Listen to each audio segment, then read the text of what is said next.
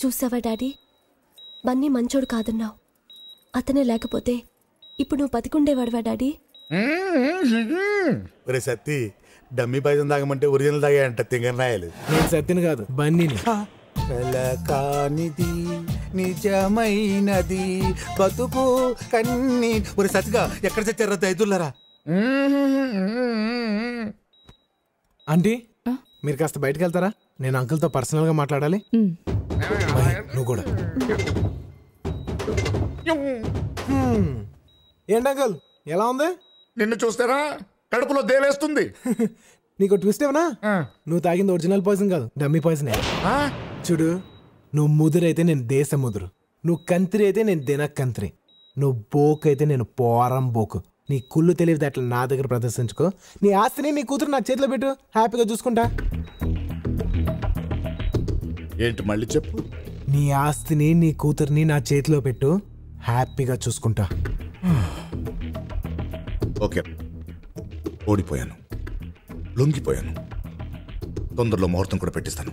Uncle, నేను shoe వేసుకున్న ప్రతిసారి అనుకునేవాడిని, ఈ కాలు గడిగే లక్కీ ఫెలో ఎవరా ఎవరా అని. ఆ ఛాన్స్ నువ్వు కొడిసావు. అవును, పెళ్లికి ముందు నీకేం కావాలో చెప్పు.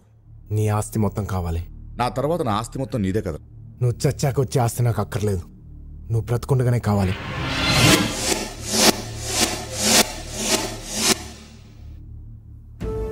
నీకు నా కూతురు కంటే ఆస్తే ముఖ్యమా? లాజికల్ మాట్లాడుకో, చెప్పింది చెయ్యి. సరే, డాక్యుమెంట్స్ రెడీ చేసి కబుర్ చేస్తాను, వెళ్ళు. థ్యాంక్స్.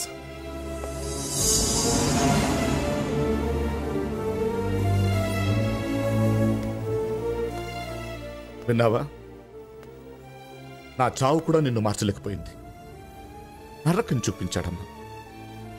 వాడొద్దని ఒక్క మాట, డాడీ వాడొద్దని ఒక్క మాట చెప్పమ్మా, చాలు చెప్పవే.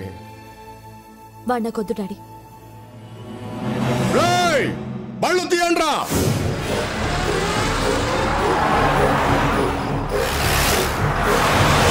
చూసావా అమ్మా, నేనెంత ప్రేమించానమ్మా. వాడు వాడు నా ఆస్తి అడుగుతాడేంటమ్మా?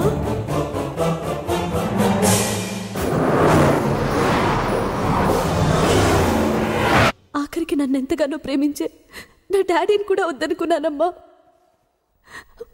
మాట్లాడవేంటమ్మా?